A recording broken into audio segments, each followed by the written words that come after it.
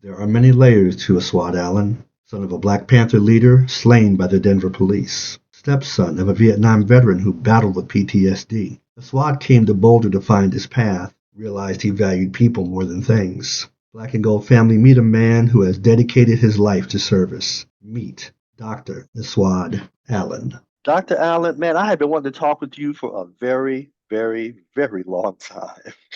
How are you doing, my friend?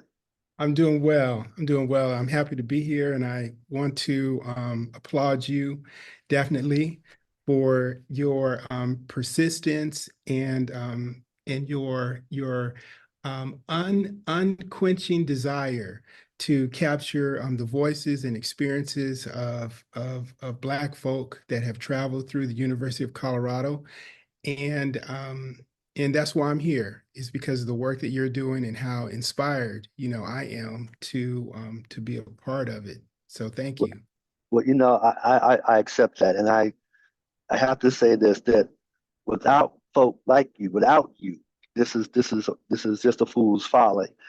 And there are stories that need to be told, and if we're not going to tell them, who is? And I am just honored and blessed that you have chosen to say yes to this, and the value is you. I'm just a conduit, but you are the real value. And so I want to acknowledge you and thank you for just saying yes to being here, my friend. I really do appreciate that more than you'll ever know. Um, with that, here comes the fun part. Man, I always ask people to tell me a little bit about themselves. Where you come from, where your people come from. Tell me about the people who made you you. Okay. Now this is a story that only some know. They think they know me, but there's a few different layers to who I am. So my my biological father was a Black Panther, okay, in Denver. He traveled to Oakland during the late 60s, and he had an opportunity to meet with Bobby Seale and Huey P. Newton. And he came back to Colorado and he started the Black Panthers in Colorado.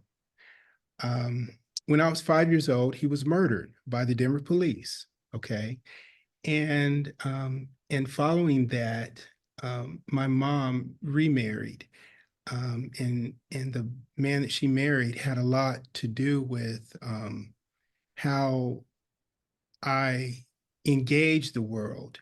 Now, how I saw the world was formed by my experiences of wearing T-shirts that said "Free," Huey Newton, and the free breakfast projects that was happening in the community, and so that's where I got my civil rights DNA. I think the tenacity to persevere through life and all its tests came from the man who raised me, who was a Vietnam vet. Okay, and my experience with him, as dysfunctional as it was, it created um, a drive and a belief in me that I could do anything that I put my mind to. My grandparents also were significant. They were kind of they were the rock, in my life.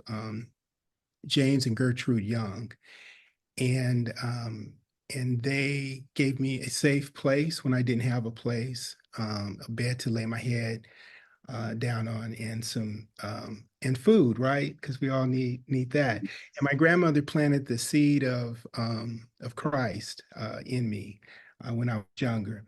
Now, growing up, I studied, I studied the Islamic faith. Uh, but I came back around to recognizing, um, the Lord, as my personal savior. And so through it all, I think that became my guiding light, I'll say. So my younger years were filled with ups and downs for sure, turmoil. I was born and raised in Denver. I did live in Atlanta for a short period of time. I also lived in North Carolina on a farm, so I had some of that rural experience. But predominantly, the Denver metro area was where I was raised. I've got a bunch of sisters, and I've got a brother that are part of my the close knit part of my siblings, and just coming up through that time, through the 70s, really the late 60s and the early 70s, were my formative years. So transitioning from that civil rights into this ideal of free expression and Black power, and then moving into the whole art and music scene of the 70s, um, really had a lasting impression on me. And so that's who Aswad, was born out of, I'll say. Let me go back a little bit, dig a little deeper. Talk about that coming of age, or really coming into awareness of the world around you. Oh boy. There's the Black Panthers, there's that movement, there's the civil rights movement, there's Malcolm and King and Kennedy and all this other stuff going on. Right. As a child, how is that hitting? What impression did it make on you then, and how has that impression evolved over years? Wow, that's a excellent question. That you know, I think my awareness of that period um was it actually occurred during my formative stages in my mom's womb, okay, if we're being honest. And and because of the actions and activities that were happening, and I'm sure she was absorbing that in her physical being and in her psychological being, carrying me, produced, um, I guess, a very conscientious, directed, and brother who keeps his head on the swivel, okay. um, that's what was produced. That's what my mom produced. And then growing up, having to pay attention to what's happening in my immediate surroundings, what's happening in the news, what's happening in our community, that helped inform me of the call, that was placed on my life to be of service, to people. So I think I kind of transitioned from, honestly, a shocked, um, but aware, young man to a relatively focused and even individual who is determined to accomplish whatever I set my mind out to do. That's kind of the evolution of what happened. And I made a conscious choice in my career path and my personal life path to always give back to the community because of what I was born out of. As a young person, I had an interest in being an engineer or opening a business. And so when I transitioned to the University of Colorado, initially I thought I was going to be a architectural engineer or mechanical engineer. And but my passion didn't reside, in that discipline. And then I thought business, because of course, with a business degree, you can do just about anything, and you can pretty much have a decent quality of life, perhaps start your own business or work in industry. But business at that time, if you remember, we went through the divestment period, Hmm. Hmm. South Africa. And Right. so during that time, awareness about corporate greed and corporate um, misappropriation was becoming more public and more out in the open. And I didn't want to be associated with that.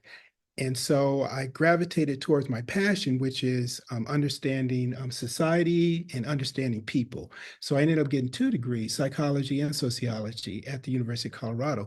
But my interest started in engineering and I traveled, through that Now, route. now, what high school in Denver did you what neighborhood? What? Yeah. So I grew up in Northeast Denver. I was in the Okay. Manual East district, but You're a I did. Thunderbolt. Okay. Yeah, but I didn't go to Manual. Oh, My family went to Manual. My sisters went to Manual. My okay. parents even went to Manual. But I ended up going to Regis, Mhm. Regis Jesuit High School. And it wasn't because I was a fan of the Jesuit tradition or Catholicism or that I could afford it because I couldn't. I ended up um, being told that I was going to go to Regis because I was getting in trouble as a teenager. Um, and it wasn't the obvious things. It was I pulled fire alarms just to see if they worked and stuff like that, right? You're So curious. You're curious. Yeah. I was very curious, and I was kindly asked not to return to place junior high because I pulled a fire alarm, and I ended up going to Cole junior high, and then there was gang activity happening around that time, and so my folks were concerned about whether I was going to be able to navigate that, and it was a bit of a dangerous time. So they sent me off to this school that we couldn't afford, right? So I ended up having to work while I was in high school to pay for my high school. Um, I left home when I was about 16 and bounced around a few places. And then I ended up at my grandparents'. And then from there, I went to the University of Colorado. In high school, I was an athlete. College, I really, really wanted to be, but I ended up getting a scholarship with the president's leadership class Mm. at the University of Colorado. And so it was a select group of students that were, kind of set aside to do these activities. And I wanted to preserve that. I didn't get a football or track scholarship coming out of high school to go to CU. And I thought about walking on, but I just didn't see me being able to do both, you know. Why Colorado? Was it a first choice? Was it the only choice? Was there other choices? Why There were other Boulder? choices. I wanted to stay close to home. And Boulder, believe it or not, although it was 30 miles away, it's like a world away. I'd never been to Boulder except maybe once or twice to compete in sports. It seemed like a different environment from Denver. And as you know, going into Boulder, you get a sense of being in a different place, you know, even though you're only 30 miles away to Denver. And so I chose Boulder because I wanted to be closer to home. But I was accepted to Notre Dame, which is quite interesting. And I didn't go. And I don't know exactly what I was thinking, why I didn't why why I didn't go, but I think the out-of-state tuition was part of it. I think the scholarship that CU offered me that was academic kind of drew me. CU being a flagship, me knowing that I would run into some people that I knew on that campus helped. I also was accepted to a few schools in California, a few schools out on the East Coast, Boston, um, Boston University, I believe, was one of Mhm. them. But yeah, CU just became the university of choice for me. If I was going to be in state, then it had to be the University of Colorado. You know, Okay. Talk about that first day. You've come over 36 for real now, not just for me, but this is where you're going to be for the next few years. yeah. What was that experience like? What was that first day like for So my grandfather he owned this motorhome, and the family loaded up in the motorhome, and we drove me, to the university campus, and it was an emotional moment for me and my siblings. My older siblings were not with me. It was my younger ones and my grandparents and my parents, and so everybody was like excited. For me, it was a little bit anxiety provoking because I was getting ready to go into another phase of my life that I thought I was ready for, but it was still unknown. And uh, and this was real. It wasn't high school anymore. And it wasn't just going from high school to employment in your neighborhood. It was going outside of the neighborhood in a whole different world. Um, so I got dropped off at the administration building, and I met my the director of the president's leadership class there, and it was on a weekend. And I think I was the only student there in that building. And so she was trying to help me get set up for housing. Come to find out, I didn't have housing. I didn't know I had housing, but I didn't have housing. Okay. I had secured housing, I had applied for housing, but they had no housing. So Okay. right. So I ended up they found a place for me, but it was in a study lounge. Okay. It was not a residence hall room. It wasn't an off-campus housing. It was in a study lounge in Kittredge Hall. Oh my And God. so I had to set up my bags and my little sleeping bag or whatever in this study lounge where people were traveling. Okay. And I stayed in there for 2 weeks. Wow. Yeah. So that was my introduction to campus. Welcome to see you, man. Welcome to you. After a couple of weeks, they were able to, well, actually, after a couple of weeks, I got some guys, Mike Dino and Perry Dino. One of these guys was a political figure in Denver politics, but he was a high school graduate, peer of mine from Regis. They found a spot for me, let me stay in in their townhouse or whatever for a few more weeks. Then eventually I was put in Williams Village, and and it turned out okay, you know. But being on that campus, being one of the few Black students at that time, and not really knowing how to navigate the system was it wasn't too much for me, but it was a surprise. I'll simply say it was a surprise. The thing that I also was pleased about was I had a few people from the Black Student Alliance that kind of recognized, I was a new student, and they were upper class students, and so they kind of took me under their wing and brought me in, into the fold, if you will. So that was the first semester. The second semester, I actually pledged Kappa Alpha Psi fraternity. Um, I ended up meeting some brothers on campus. Actually, it was well, David Tate. Yeah, yeah. Yeah, David played, we competed against each other in high school. He was at Mullen Mhm. High School, and I was at Yeah. Regis. He played football, basketball, ran track. Some other brothers from out of state, Mickey Pruitt, Mickey Pruitt, yep. Morris Copeland. Um, there are a few other brothers. Harold Abrams, who wasn't a football player, but he was an older brother on campus.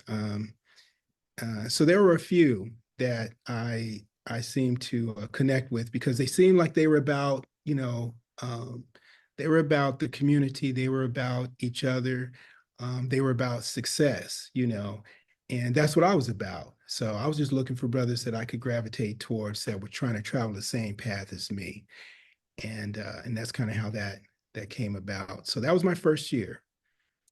Yeah. Now, had you decided on a major yet, or were you still trying to figure that part out? No, I was I still had this idea of engineering Okay. my first year. And there was a brother that was in this president's leadership class with me.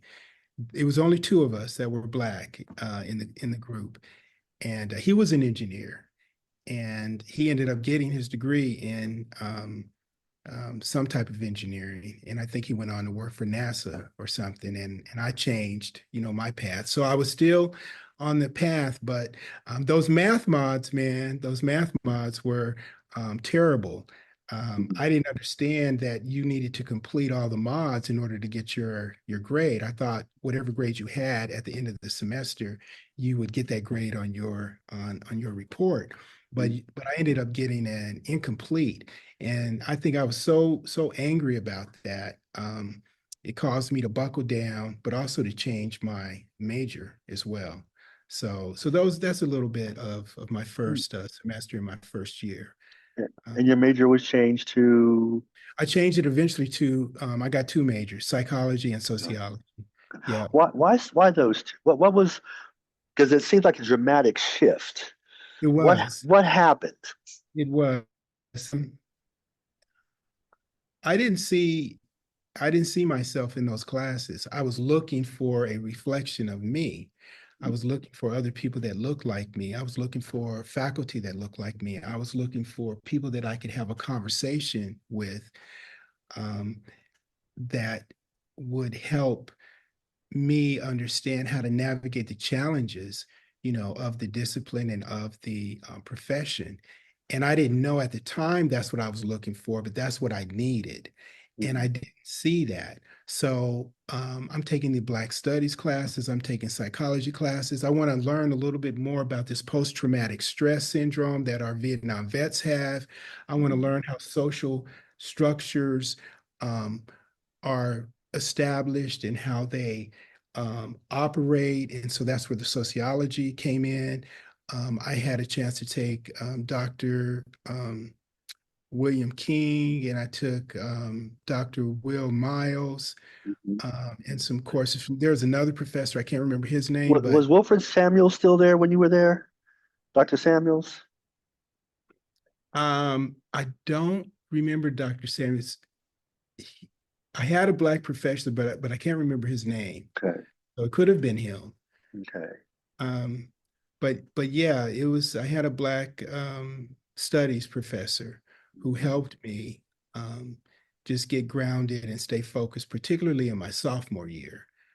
He was instrumental. And then, of course, I had our um, gosh, I can't remember her name, but she was the advisor for the EOP program. Mhm. Um, so I had a few people that helped me along the Okay. way, and I gravitated towards those two majors because I could see myself there. Mhm. I saw people that were like me. We were able to have like-minded conversations. We had similar issues and challenges, and iron was sharpening iron. That's what I was Mhm. experiencing, Mhm. in that major versus the others. So it wasn't so much that I couldn't do those majors, but I think my passion was fueled through those majors versus my passion being fueled in business or engineering. So Let me switch a little bit. What was life like as a student on the campus? Um, you found a community of sorts in your academic studies, but what was life like outside of the classroom?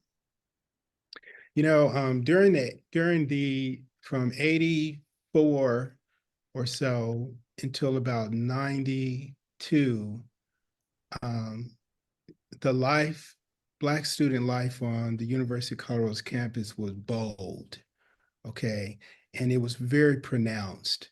And it wasn't because of the administration, it was because of the students. And so for me, from 84 to 88, um, I think because I got connected, because I was a student leader, I had served as BSA president. I was in that president's leadership class, which kind of got me a little bit of exposure, but really it was Kappa Alpha Psi that helped me connect with like-minded brothers. I think that helped tremendously. So student life was it was exciting. It was rigorous, but it was intense and it was fun. Um, but it was also challenging, because racism existed on the campus. So in spite of, or maybe because of, perhaps the discrimination and different types of harassment and racism, we were a close-knit group and we supported each other. So it didn't matter if you were, you know, from this area or that community or from this part of the country or, with this organization, or if you were just by yourself, we always found a way to cast a broad net and bring people into the experience, and we supported each other, with food. If people needed food, we'd, hey, come on over. We're going to have a meal. Or when it came time to study, we studied together. We shared information as far as courses to select and how to navigate, financial aid, where to get scholarships from, where to get employment from, where some of the best parties were, right? Yep. Because we knew how to do it, and we did it all. I mean, we really did it all. And I didn't realize how special and unique that experience was. But looking back on it, it's never been that way, again, since then. And I work in higher education. I've been working in higher education for 30 years. I'm a chief diversity officer. And I have never seen anything like that since then. And the idea is it's about family, so no matter where somebody comes from, no matter what their background is, no matter what their interest is, if you're Black at the University of Colorado, you will be grafted in, period. If you want to be, if you want to be. And even if you don't want to be, we're still going to make sure that we're here. That was the attitude, and it didn't matter if, like, for us, it was Kappa, but then after Kappa came Q. Okay, came the Qs, and then you had the AKAs, you had the Deltas, you had the Alphas, and you had the other organizations. And so we all collectively made, community. And it didn't mean that you had to be part of any of these organizations. Just if you were there, you were part, and that's what made it special. We had a few incidents on campus where we had a protest. One of the white fraternities had promoted a party using an obese Black woman, Remember that. as their flyer material. It would say something like, "If you want to party with us, come and party with Big Mama Jamma." And so I took that little flyer and I blew it up into a big poster, and and folks got out on that Broadway, corner across from the UMC and protested. And the football players came out too, because we were all part of the community and we supported each other. So when incidents occurred, it didn't matter if you were, no matter who you were, if you were in support of doing the right thing, then you were going to be part of it. Whether it was the divestment, South Africa divestment, if it was protesting, sexism or racism, if it was raising awareness about, ill treatment occurring on campus, we supported our Native American students, our Latinx students, our Asian Pacific Islander students.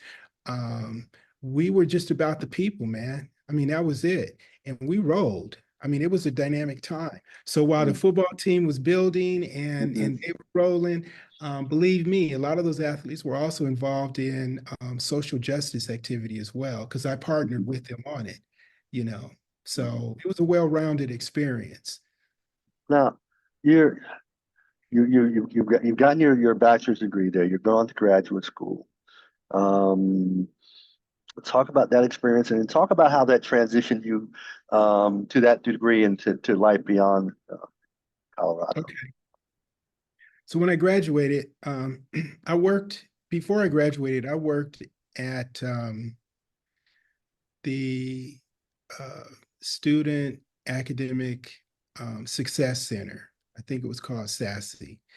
And I worked under Ward Churchill. A Oh lot of people, yeah, I know Ward. Yeah, yeah, good I brother, have, good dude, good dude. yeah. And Ward and Rick Williams, Ken Wilson, Hmm. um, Derek Watson was Yep. my supervisor, my direct Hmm. supervisor. They took me under their wing and as a student and helped me um, to realize that you could work in higher education. You know, as a student, I was recruiting across the Front Range, and I think I touched whether it was by mail or visits, I touched over 400 schools, as a student under Derek Watson's leadership. Okay. Mm-hmm. And so after graduating, I was supposed to work with that program, but they didn't have the federal funding. The federal funding wasn't renewed. So I ended up working for the Urban League in Denver under Tom Jenkins and Larry Borum at the Mm-hmm. time. And they were grooming me to become a leader in the Urban League. I didn't understand exactly what was happening because I was too young to really grasp it all, but that's what was happening there. I wasn't making enough money. I had a child on the way, and I needed to get gainful employment. I ended up getting a assistant director for Black Student Services at Colorado State University. I ended up getting that position. And that was the beginning of launching my professional career in higher education. So I got my employment, and then I got my master's degree at Colorado State. Um, from there, I worked there for several years, and then I was appointed as the director for student athlete academic services with the Rams. So I worked with them, and that was a good experience. It has some challenges to it, no doubt, but I learned a lot. I'll just simply say. And I went on from there to a few other places, Northern California, University of New Mexico, came back to Colorado, uh, worked in the .com Mm-hmm. high-speed internet field for a very short period. And then I ended up back at the University of Colorado Boulder's campus, and I worked in the business school there. And I worked there for about 11 years. That experience gave me an inside view of how the administration at the University of Colorado operated. And so I could see how many of the challenges were perpetuated systemically, okay, Mm-hmm. and how we need to help our institution, the University of Colorado Boulder's campus, um, uncouple systems that are not designed to allow different types of people to flow through it. Okay. And I think they would agree with me, as a matter of fact. So there's no surprise here. I think the Mm-hmm. challenge is, how do we do that? You know, that's the real question. How do we get our alumni involved? How do we get our external community members involved? How do we support our Black faculty and staff, and how do we support our students in order to create this rich experience that we need? I know, we talk about climate, we talk about challenges, we talk about the college going rate, and there are two parts here. One is, our Black students need to understand that because some people can't go to college, don't mean they can't go. Right. Okay, it should not be an option. All Mm-hmm. right. You got to go, and you got to get your skills. You got to build your skills, and you need to get your degree in a what potentially could be a high-paying job. Not like a psychology and a sociology today is not going to. I mean, you got to go all the way through to your Ph.D. for it to actually pay off. Okay. Whereas a BA or BS in a hard science or business, you can begin launching your career immediately after that. So those are some of the things that I think about, and that's how I ended up in this career, trajectory. It's really just wanting to give back to the people no matter where I'm at. Mm-hmm. So, Talk about some of the young people that you touched on this journey. Because, one of the things we always talk about, and you and I kind of touched on this before the interview, um, is about how do you change the paradigm? How do you change expectations that have been lowered for some young people, that to where, oh, well, that's not for me. I'm not good enough. I can't do whatever it is. But that you're faced with young folks who are more than capable. I taught Baltimore City High School for a few years. That's my wife. yeah, And I'm looking at students every day who I knew could handle Boulder curriculum wise. yeah, My concern was, could they handle it culturally, but I knew that they could handle the books, because books are books. If you're smart, you can figure that part of it out. but they're also they were children in a school that knew they weren't going to get contacted by a CU or a school of that nature, of that caliber. But you know, there were kids just down the street who they knew they were smarter than, who were getting those kind of looks, getting those kind of acknowledgments. How do you reach into our community that's hurting so badly, and the children are being told, no, you don't really belong? Yeah.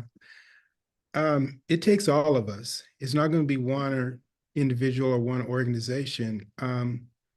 Me and some brothers just launched a foundation called the Beta Theta Achievement Foundation.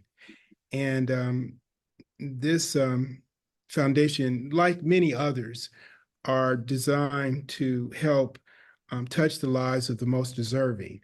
And in our community, we know that our our we know that Black students are graduating at a lower rate from high school. We know that they're going to college at a lower rate than their peers, counterparts. We know that they're persisting at a lower rate. We know they're graduating from college at a lower rate, and we know that they're getting the lowest paying jobs when they do graduate because of the types of degrees that they're getting.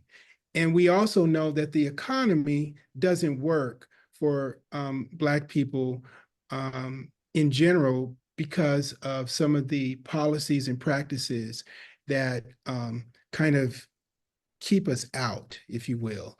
And so I think at the very early stages of our young people's development, we need to be teaching them about financial literacy. We need to teach them, we don't need to shy away necessarily from artificial intelligence because it's already here. So we need to introduce our young people to artificial intelligence so they can understand how to use it for their benefit instead of being scared of it or using it to play with, use it with a purpose. Okay. We also need to help expose our students, even if it's just through Zoom interaction or virtual interaction with different types of communities, not just the Black community. So when they begin to have these interactions, encounters, and engagements with our white peers or Asian peers, that they're comfortable, okay, engaging, and those communities are comfortable with us. We have different ways of engaging that perhaps are culturally relevant, and we need to connect with our youth in ways that are relevant to them, not so much ways that are relevant to us. So figure out what works for them, what are they drawn to, what are they attracted to, what do they value, and leverage that into ways to introduce them to broader experiences outside of their own community or their own neighborhood. So I think, the two have to work together. The academic preparation, of course, has to be there, but also that cultural introduction, not indoctrination. We need to introduce our students, our young people, to different cultures and different ways of thinking and being so that they don't feel like it's not for them. Okay. Because me and you both know we have some of the most dynamic people on the planet, period. If you can imagine what the world would be like without Black folks, it would be dry and stale at best. Okay. At best. So we bring all types of ingenuity, scientific insight, style, and flavor that goes with it. So I would say that it's really about um, exposing ourselves, exposing our young people to opportunity in ways that are relevant to them and using technology to accomplish that. You know, so I don't know if I answered your question, but I sure did give you a lot to think about. You gave me a ton to think about. And, because you're really talking about here, we're talking about trying to change a paradigm, because the one that's been in place has gotten the outcomes it wanted to get. That's right. So how do we go about rethinking, one, what it means to be educated, two, what it means to have your own options in the world? My philosophy has always been there's no place on the world and on the planet where I can't be. and no one Right. has that right to tell me where I cannot be. You Right. know, we do that in a society that more and more every day, especially lately, wants to dictate just those very things, especially as it pertains to us.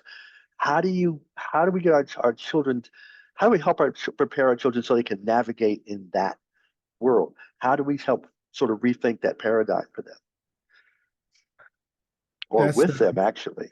yeah, I would have to say it's with them. And you know, we talk about a paradigm shift. I hear you encouraging me to think about a paradigm shift. The first step in a paradigm shift is in the belief, you know, of the individual. You know, do we ourselves actually believe that we're contributors? Do we believe that we're adding value? Do we believe that we belong? Do we believe that we can lead, not just in our own families and in our own small community circles, but in the world, in the global Hmm. context? And so I think the first is, in my opinion, is taking us back to our origins of dynamic leadership, you know, and we can go back, if we want to go back, we can go back thousands of years, okay, and bring us up to some of the more contemporary examples of dynamic leadership in all different circumstances. So I think we have to recontextualize the belief system about ourselves. We can't believe what we've been taught by our oppressor, okay, about who we are. That's the last thing we need to believe. We need to believe what we know to be true, you know, and let that frame our view going forward. And then as we go forward, we begin to be the ones that's responsible for teaching our young people in this life journey. Now, I'm not suggesting that others can't have a role in it, but we cannot leave our livelihood up to a system that's not designed to support our success. So we have to actually take ownership and responsibility. And it's by doing things like this, it's by getting into leadership roles, it's Hmm. by becoming the educators even within the system and taking and giving special attention to Hmm. our members of our community.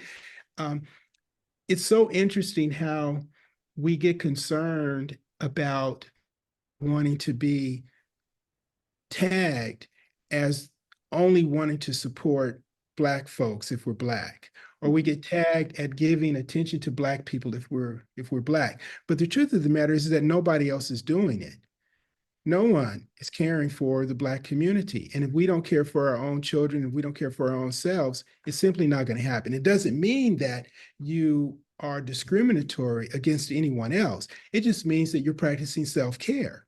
Okay. And it's interesting because there's a gentleman I've been following the last couple of years, a gentleman from Howard University. His name is Carr, and what he talks about is that for us is the difference between what he calls the social structure, which is the society we live in, and the governance structure, which is how we relate to each other. And it sounds like you're talking about that as well, talking about ways of knowing that are current, but they're also ancient, that go back before 1619, go back before Mayflower, go back before Columbus, go back into deeper into who we are as humans That's on the correct. planet, and not someone's definition or classification of human or inhuman or what have you. Am I off base with that with this observation? You're absolutely on target. And if we think about time, 400 or 500 years isn't really that long. Hmm. Um, I mean, in the whole scheme of creation, that's like a drop in the bucket. Yeah. And if we actually trace our own origins back to a certain period, you know, we know that we were before 1619. We know that. And we know that before that, there were civilizations that were advanced. Okay. Hmm. We know that because there's evidence of that. And we know that we were part of those civilizations. Okay. Even if we don't do any deep dive research. So when we talk about knowing ourselves, that has a lot to do, that has a significant impact on how we see ourselves going forward. If you don't know yourself, then you're a lost soul. I mean, basically, you're wandering and you're trying to figure it out. And you're actually open to anything that anybody tells you. And that becomes who you are instead of knowing who you are. So that is correct. That is very, very, very accurate. Um, I know I'm And kind of that all. relates Go ahead. Go ahead. I'm sorry. Go ahead. actually relates to your first question. You're not all over the board. This actually relates to your first question. Who am I? What are my origins? Like, who are my people? Like, how did that influence my Hmm. path Yeah. forward?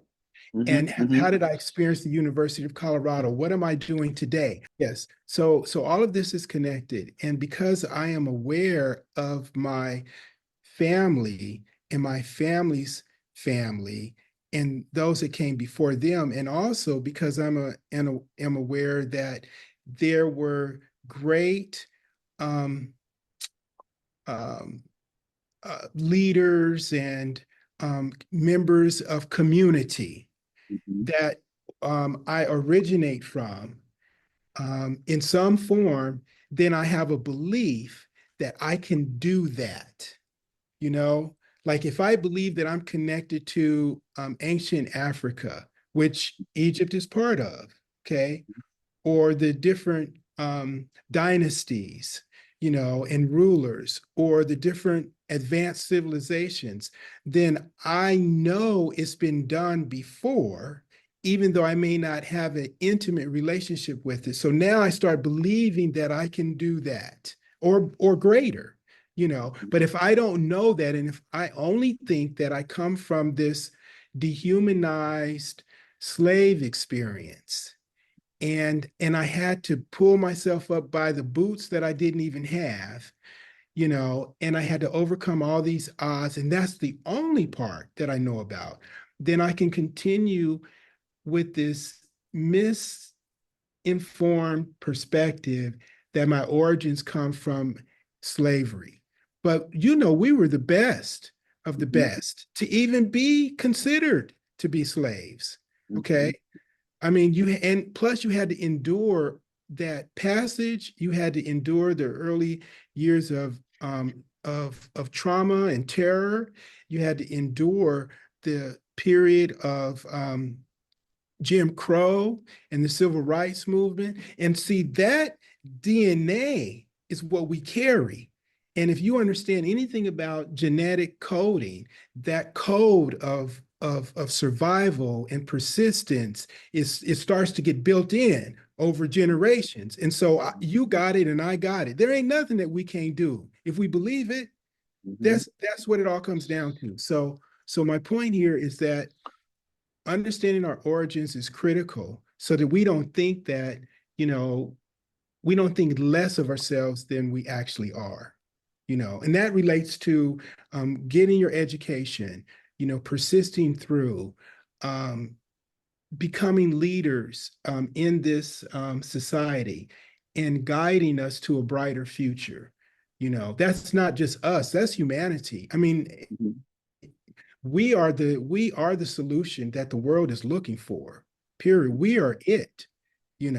So let's get with it. I mean, that's my attitude. Yeah, two last questions. One, I see the Dr. Allen. Tell me about how that came about. And then I have Okay. one more question to ask you. So I I during my journey in higher education, I had a desire to make a significant contribution that would steer um, whatever institution or organization I was a part of in a direction that could have maximum impact. Okay. And I realized that my ideals were good enough, but people weren't willing to listen to me and follow me.